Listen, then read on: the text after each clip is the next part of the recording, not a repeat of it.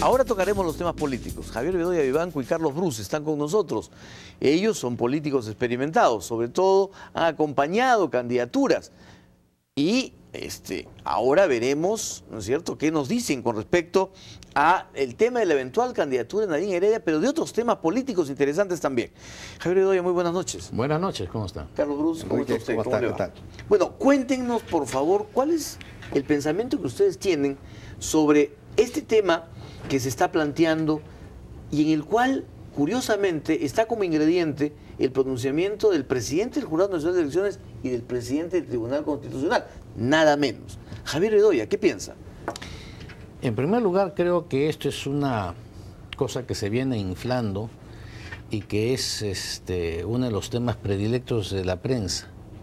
30 años atrás, la candidatura de la señora Violeta de Belaúnde se discutía con casi la misma intensidad que hoy día la candidatura de la señora Nadine Heredia.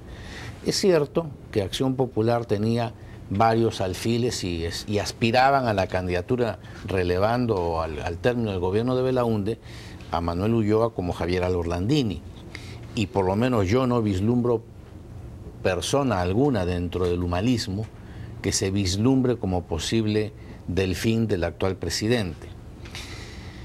Lo cierto es que en este momento la ley orgánica de elecciones contiene en el artículo 103 o 107 esta prohibición y en consecuencia hoy en día hay ese impedimento que puede ser removido mediante una nueva ley, simplemente se modifica y se remueve. Pero esto se ha dado fundamentalmente para evitar lo que es muy corriente en el Perú, utilizar el poder. Y vamos, si la esposa del presidente en funciones aspira a la presidencia de la República, es evidente que va a tener el favoritismo del gobierno que está saliendo. Ya, pero el presidente del Jurado Nacional de Elecciones, el presidente del Tribunal Constitucional, Javier Álvaro Landini, expresidente del Tribunal Constitucional, Enrique Bernales han dicho, un momentito, la ley no cuenta si se trata de la Constitución. Y como la Constitución no prohíbe, la ley no tiene por qué prohibirlo. No, un momentito, pues. La Constitución contiene los lineamientos generales de la política. No puede ser un inventario de situaciones o de prohibiciones, ¿verdad? Y deja para que las leyes de desarrollo, o sea, las leyes orgánicas, contemplen esa posibilidad. O sea, lo que me parece es imprudente que quien ha soltado el tema durante esta semana haya sido quien acaba de jurar como presidente del Jurado Nacional de Elecciones, diciendo una media verdad. No hay impedimento constitucional, es cierto, pues la Constitución expresamente no lo prohíbe, pero la ley sí. Entonces todo esto dio rienda a una serie de comentarios a los cuales el presidente del Tribunal Constitucional también se aventó a la piscina y más a alguien le lo hizo razonar, seguramente inmediatamente dio marcha atrás y refrenó un poco sus ímpetus. Pero no sé, yo no descarto y creo que hace varios meses inclusive, si mal no recuerdo fue la propia Keiko Fujimori que dijo que ella no tendría ningún inconveniente en pedirle a su bancada que apoyen una modificación a la ley a los efectos de que se habilite a la señora Nadine. No sé si fue una expresión con el indulto en mira o si fue una expresión sentida y real. Pero es un tema que no, hasta dónde también, y lo planteo para terminar, no es una cortina de humo. ¿Es una cortina de humo, don Carlos Bruce? ¿Es prudente de parte de Nadine Heredia dejar correr esta bola? Sí, yo creo que sí. Y yo no pienso que ellos digo, en el partido de gobierno... O sea, en la pareja. Sí. Porque el partido es la pareja. Es verdad, el proyecto político familiar, digamos, de los Humala, ya haya decisiones tomadas de qué van a hacer aquí al 2016. Pero prudentemente dejan puertas abiertas.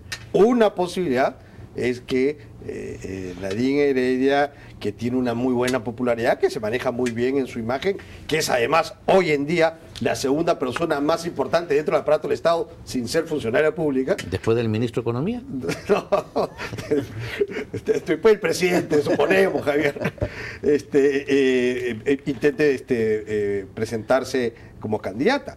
Pero aquí lo importante es que la Constitución no se trata de que diga qué nombres pueden elegirse y qué nombres no pueden elegirse, sino ¿qué principios establece la Constitución cuando dice que el presidente no debe reelegirse? Y ahí no es que el presidente no debe reelegirse porque no debe reelegirse.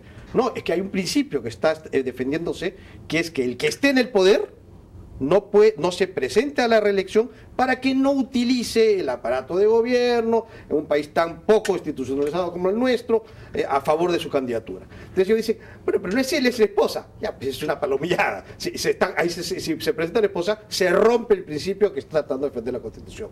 Entonces me parece bizantino esta discusión de que la Constitución no lo prohíbe. La Constitución defiende un principio, que es que el que está en el poder no se presente. Y por lo tanto no se presente él, y por lógica no se presenta a su esposa o no se presenta a su hijo, pues porque si no es lo mismo. Y no, más aún cuando la esposa no es funcionaria pública, pero sí es funcionaria pública. Ahora, ¿por qué razón el presidente del Jurado Nacional de Elecciones y el presidente del Tribunal Constitucional salen, dicen, y claro, vista la reacción, después se desdicen? Sí, pues es que en el Perú la sobonería pues es algo que le brota a quienes asumen cargos públicos y quieren tener buenas relaciones con el Ejecutivo. Es parte de esto de ser un país tan poco institucionalizado. Todo el mundo se le echa al Ejecutivo. ¿No? Para caerle simpático al presidente le insinúa que su esposa se puede presentar a ver si me tratan bien y me dan presupuesto y todo lo demás. Yo creo que ha sido una metida de pata. Felizmente se retractó después, pero aquí hay que ser claro, en el Perú ha pasado y tenemos que estar claros en defender el principio que la Constitución establece de que los que están en el poder no pueden reelegirse para que no usen el aparato del Estado a inclinar la balanza a favor de una candidatura y en contra de las demás, ¿no? Ahora, Javier Bedoya, este tema, sí, efectivamente, los presidentes de estos organismos se han retratado. Sin embargo, nos dejan el tema sobre la mesa. Pero más allá de eso, hay muchos otros temas que el gobierno está como dejando pendientes, ¿no es cierto? El tema del indulto, el tema Antauro es un tema que también genera controversia, pero ahí sigue corriendo. En fin, y son temas que el primer ministro trata en conferencias de prensa y los levanta de alguna manera o promueve la discusión porque siempre se pronuncia sobre el tema. ¿Podrían ser estas cortinas de humo o no? Sí, yo creo perfectamente que sí, y le está dando resultados. Las últimas encuestas dadas a conocer en días pasados indican que tanto el presidente como su señora esposa han repuntado, él en 2,5 puntos aproximadamente y la señora en 4 o 5 puntos, ¿verdad? Y entonces ese es un tema. Y segundo, porque quiero ser muy cauto en esto. No es de risa. Dígalo. Es que probablemente también sean cortinas de humo para bajar un poco la presión frente a una situación internacional que se va a agudizar en los próximos días, cuando en La Haya comiencen los informes orales, que es ya la etapa final, e inmediatamente después, en 6 meses, viene el fallo. Es evidente entonces que es del interés del Estado, y eso me parece acertado, el tratar de distraer la opinión pública del caso de La Haya en épocas en las que mucho chauvinista va a querer dar do de pecho y en consecuencia levantar banderas acá y en Chile, perdón, no solamente acá. Y entonces sí me parece razonable que se trate de distraer un poco y no focalizar tanto en ese tema que va a ser álgido en los próximos meses, pero que sean un poco más imaginativos, pues, ¿no? ¿Comparte la opinión, Carlos Cruz?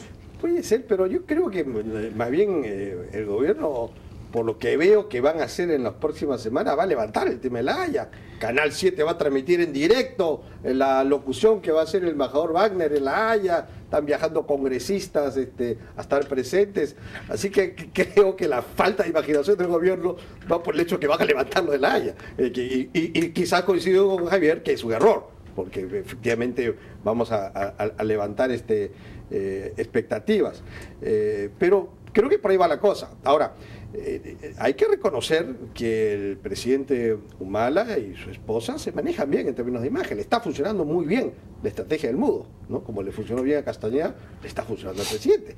Y ya quisiéramos al presidente Toledo, al presidente García, tener la popularidad que tiene el presidente Humala después de año y medio de gobierno, ¿no? claro. O sea, el que creo que ahora les duplica, y creo que en el caso de Toledo hasta le triplica la popularidad que tenía ya después de año y medio. Así que se manejan bien, y también es verdad que la economía sigue avanzando. Y ahí el mayor logro que ha tenido el presidente Humala es incumplir todas sus promesas electorales, y eso está muy bien para quienes estamos de acuerdo en que el modelo económico no tiene que moverse. Y además han bajado un poco los conflictos sociales, y eso la gente lo percibe, y ahí eso ha contribuido a que mejore su imagen, ¿no? Y en la relación con los partidos, se hablaba mucho de una alianza con el fujimorismo, eventual, posible, y un intercambio entre el indulto y la ley para que la primera dama pueda postular. Pero sin embargo, sale esta acusación contra Alejandro Aguinaga, que el presidente hoy día apoya, ¿no es cierto? Porque se pronuncia como que el peor delito, el peor castigo que se ha dado a las mujeres ha sido el tema de las esterilizaciones forzadas.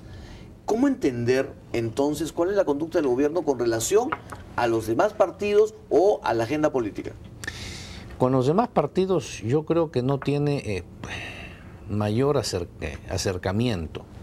No sé si buscará algún entendimiento, le bastaría y sobraría un entendimiento con el fujimorismo. Porque si sumamos los votos del fujimorismo más los del gobierno, tienen una mayoría muy holgada. Ahora, un entendimiento de esa naturaleza, cuánto va a resquebrajar una u otra bancada, y en consecuencia quien haga números pensando en cuántos son hoy pueden equivocarse, porque no sé cuántos queden después.